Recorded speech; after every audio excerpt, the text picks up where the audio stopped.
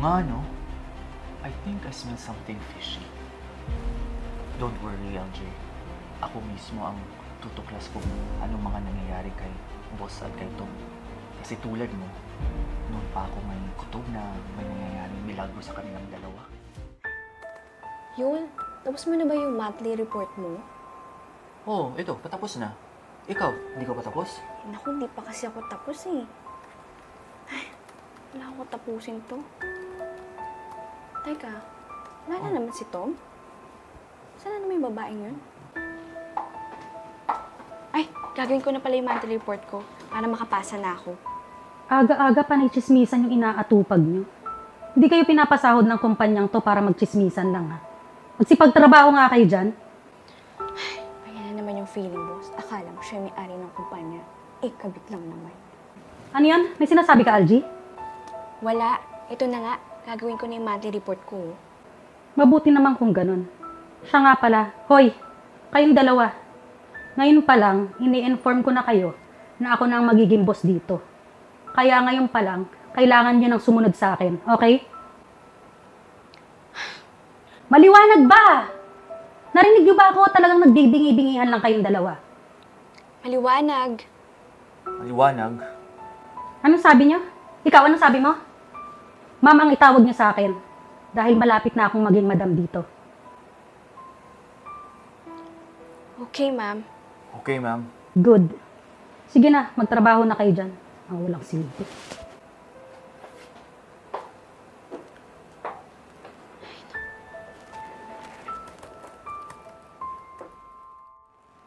Ay, Yul. Oh, Alam mo, parang confirm talaga na kabit si Tom. Hindi mo ba napapasan silang dalawa ni boss? oo nga, no? I think I smell something fishy. Don't worry, LJ. Ako mismo ang tutuklas kung anong mga nangyayari kay boss at kay Tom. Kasi tulad mo, noon pa ako may kutob na may nangyayaring milagro sa kanilang dalawa. That's a good idea.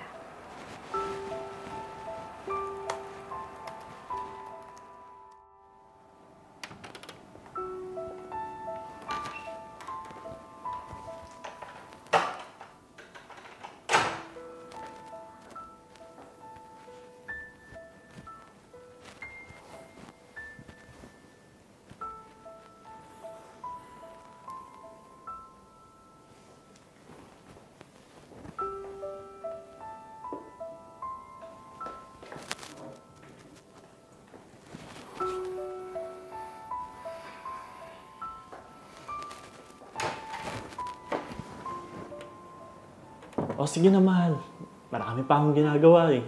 Busy ako ngayon. Tawagan na lang kita mamaya, okay?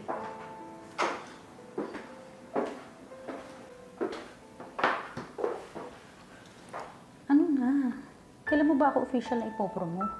Kasi nasabi ko na dun sa mga kasama ko na ako na yung bagong magiging boss nila. Huwag kang mag-alala. Malapit na. Basta, gawin mo lang lahat ng gusto ko. Mangyayari din yun. Sa ngayon, paligayahin mo muna ako, okay? Sobra-sobrang pagpapaligaya na ngayong ginagawa ko sa'yo. Kulang pa ba yun? Gusto ko yung mas matindi pa. Yung hindi ko talaga malilimutan. Para di na ako maghanap ng iba pa. Okay, sige. Masusunod, Master.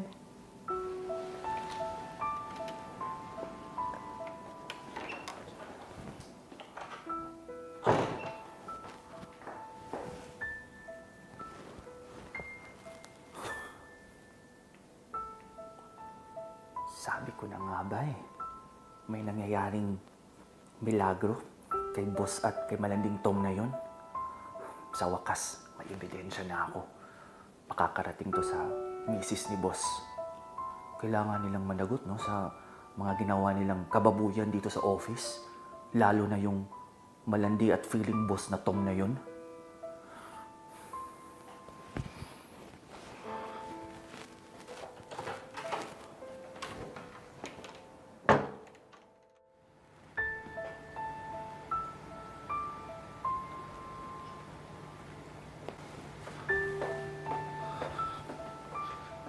Ma'am, nandyan ka na pala.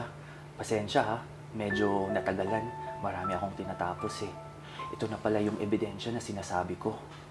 So, ma'am, pero promise mo ha na hindi ako madadamay dito kasi concern lang talaga ako.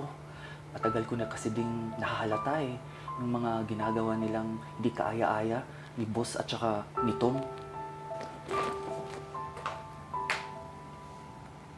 Huwag kang mag-alala. Hindi ka madadamay dito. Well, in fact, sa ginawa mo, dapat lang na makatanggap ka ng reward. But for now, kailangan ko munang kumprontahin ang asawa ko at ang manuming babae na yon. Good luck po, ma'am. Salamat.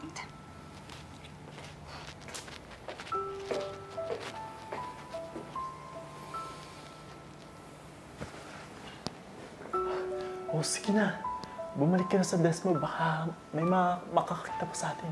Sige na, bilisan mo.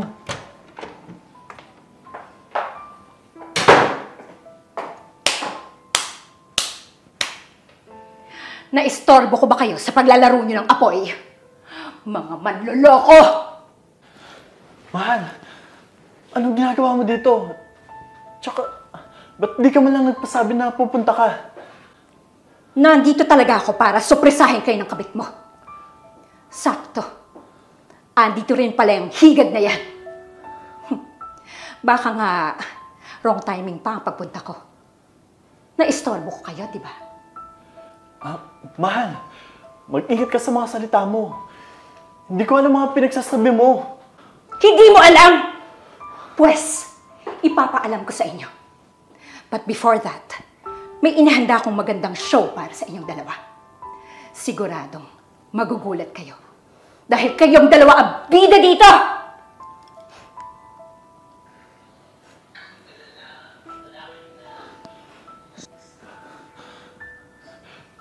Bakit may video ka niyan? Sino nagbigay sa'yo niyan? Tell me! Hindi na importante kung sino. Ang mahalaga, may taong marunong gumawa nito para tapusin ang kahayupang ginagawa niyo ng kabit mong malandi. Ngayon, kailangan ko pa bang ipaliwanag kung bakit andito ako, ha? Mahal, calm down.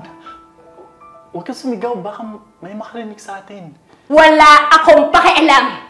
Ang gusto kong mangyari ay matanggal kayong dalawa sa trabaho. Humanda kayo.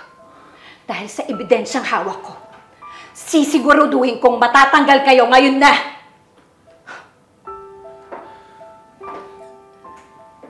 And by the way, nasa garahe na pala ang lahat ng gamit mo. Kunin mo na lang doon at umalis ka na ng bahay. Dahil ayoko nang makasama ang manlolokong katulad mo! At ikaw namang kabit ka. Sisiguraduhin kong magiging blacklisted ka sa lahat ng kumpanya dito. Wait and see. You both deserve that!